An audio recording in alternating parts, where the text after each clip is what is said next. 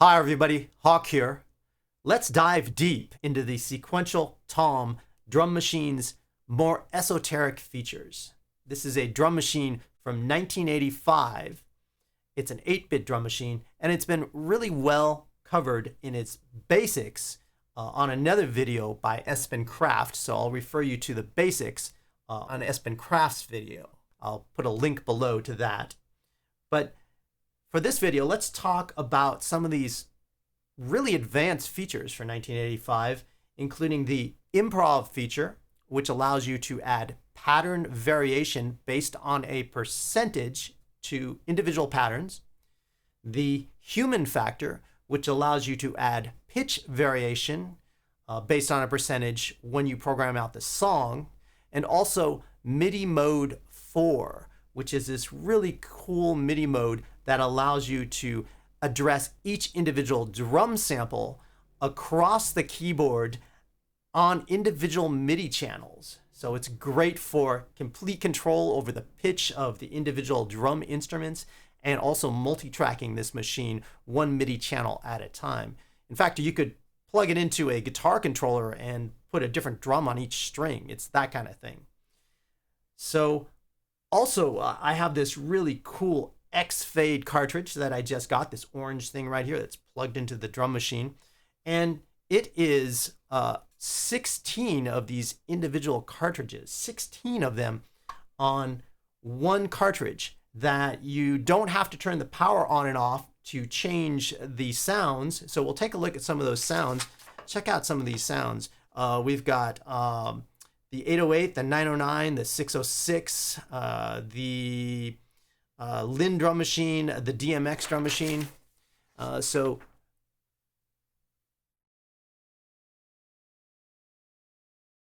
to reach each one of these sounds, you just simply swap out the dip switches here.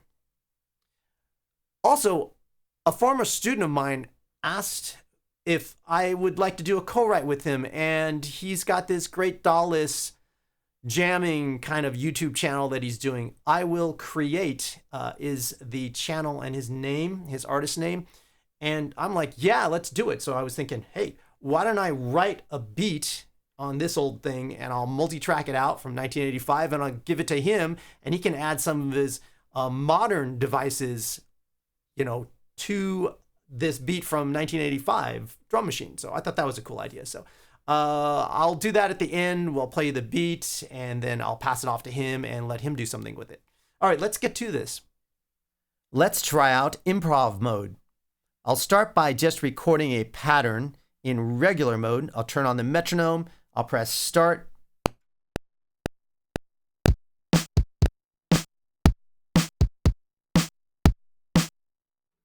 Now, every time that pattern plays, it's going to play the kick and the snare.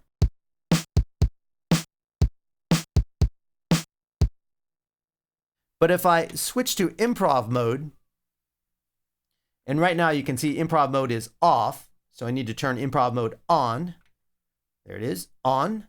And I can change the percentage that the pattern addition plays. I could switch it to 25%. Got sticky buttons on this old machine, 25%, 60%, but 50% is good. So I'll turn it on with 50% and I'll add a hi-hat. And now 50% of the time, randomly, that hi-hat will play. So there's the hi-hat.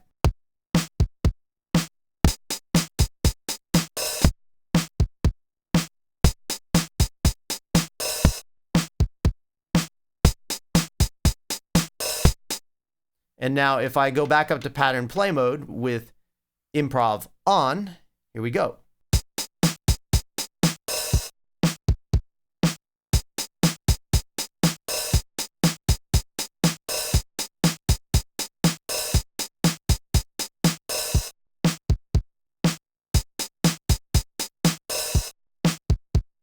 So any drums that I add in Improv Mode now will play 50% of the time. Pretty interesting. Human factor is only available in song mode. So we'll switch to song mode here. And there's human factor. So if I scroll up to it here, right now it's set to 0, so no percentage of human factor. And let's start by playing a song that I have mapped out here without human factor on so you can hear what it sounds like. It's just straight, no human factor. Remember, the human factor adds a variation of pitch change to the drums.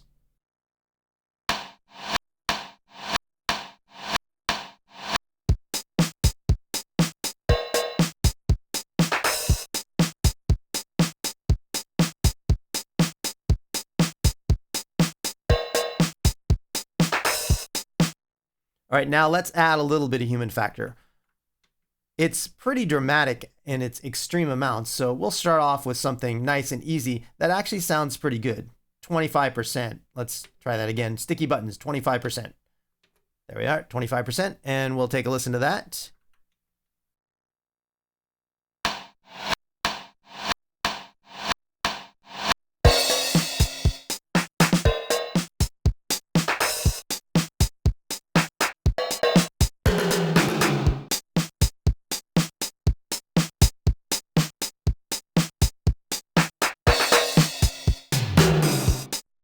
You can really hear the pitch variations on the cowbells and the toms.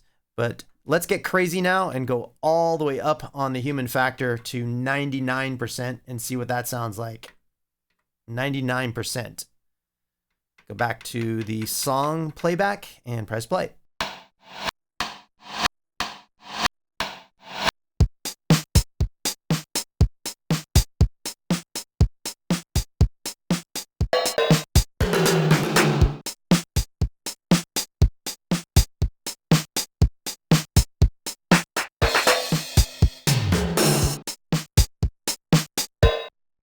Pretty crazy. You can hear that in the hi-hats and the rim shot at the beginning and the toms.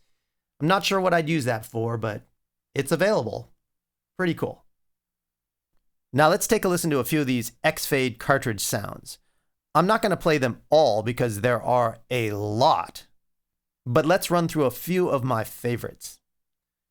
So first, I'll switch to cartridge. According to these dip switches here, this is DW Rock.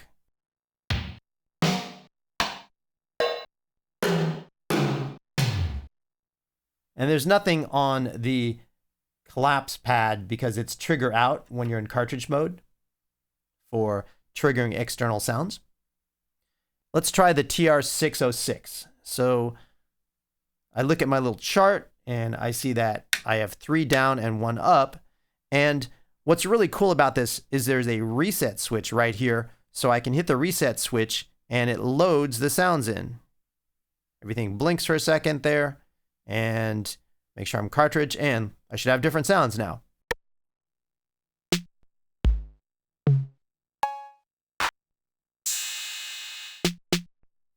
Nice, the TR-808. How about the 909?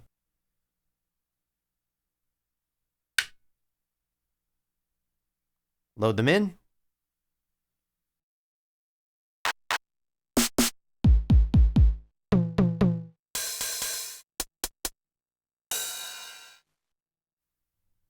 How about the DMX?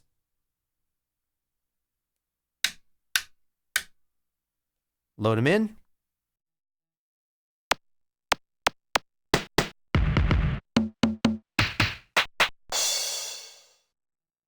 And for sure, the venerable Lynn drum machine. All dip switches up. Load them in.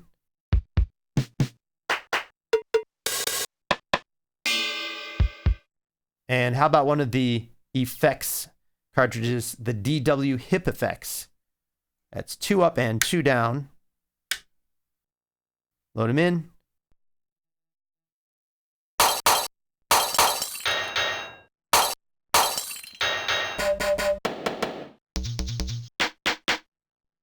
That's entertaining.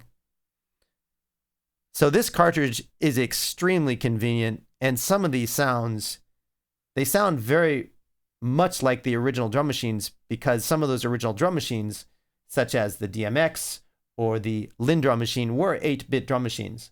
Or the TR-707, that's one we didn't listen to. That's this one.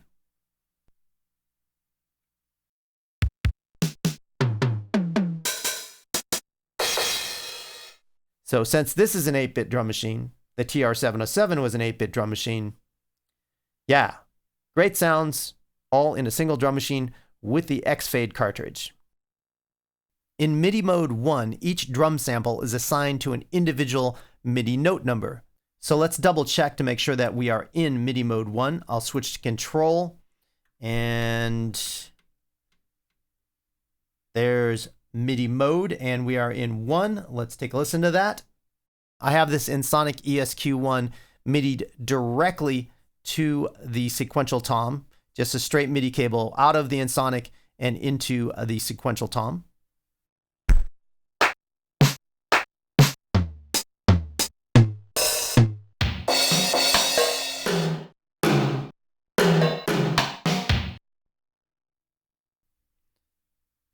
And then when I switch it to MIDI Mode 4, now each drum sample is assigned to be controlled by an individual MIDI channel. So if I switch this to MIDI channel 1,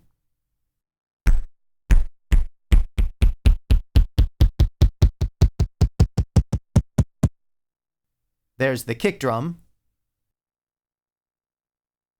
If I switch to MIDI channel 2,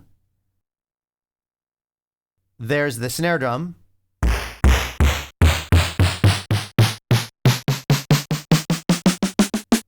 MIDI channel 3 is Tom 1.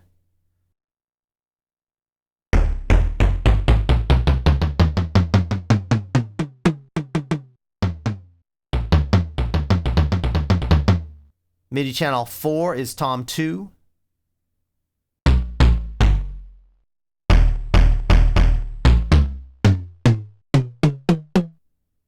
MIDI channel 8 is the claps.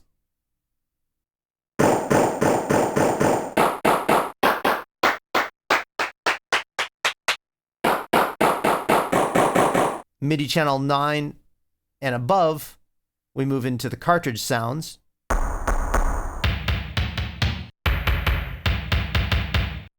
It's really neat because this spreads this 8-bit sample across a couple of octaves on the keyboard, so you can get some crazy sounds with this.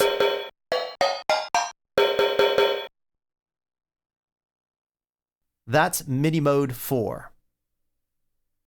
So I went ahead and took this drum machine after I wrote the beat, and I did the entire beat inside of the drum machine. That includes all the patterns, all the improv, all the song chaining, did the whole thing inside of the drum machine. And then I switched it to MIDI Mode 4, and I multi-tracked the MIDI tracks to a Pro Tools session. And then I took each of those MIDI tracks in my Pro Tools session and used them to trigger the drum machine in order to multi-track out the audio. Since this drum machine only has a stereo outputs, I can't just plug in individual outputs and multi-track it out. I have to go through the whole MIDI process of being able to multi-track out the MIDI first in order to control each of the MIDI notes, in order to just have the stereo outputs coming out with one drum at a time. So I just mute each MIDI track, I track out the drum, mute the next MIDI track, unmute the previous MIDI track, and then keep multi-tracking out the drums that way. So I did that, and I should also mention that I did it without any sync. I let the clock inside of this drum machine dictate the tempo. And believe it or not, it actually has about a plus or minus 1 variable on the tempo. So even though I set it to, I think, 124, it actually went up and down a little bit in tempo. You know, it's an old clock. So, but I wanted to keep that. So I tempo mapped that inside of Pro Tools so that when I passed this multi-track session along to iWill, it would have the original flavor from the drum machine. The drum machine's output on the MIDI went ahead and gave me the improv that tracked perfectly to MIDI. And it also gave me the pitch variations of the drum samples themselves on a MIDI channel by MIDI channel basis. So when I, for example, pitched up a cowbell, it went ahead and tracked all that for me from the output of this drum machine into my MIDI track in Pro Tools. What it didn't do is it didn't give me the human flavor. I'm sorry, human factor, human flavor factor. It didn't give that to me. For some reason, it just doesn't track out of the song, the MIDI output from the song mode on this machine. But, you know, really, honestly, that's not a big deal because personally, I've never met a hi-hat that actually changes in pitch, much less an entire drum kit that changes in pitch as I'm playing it.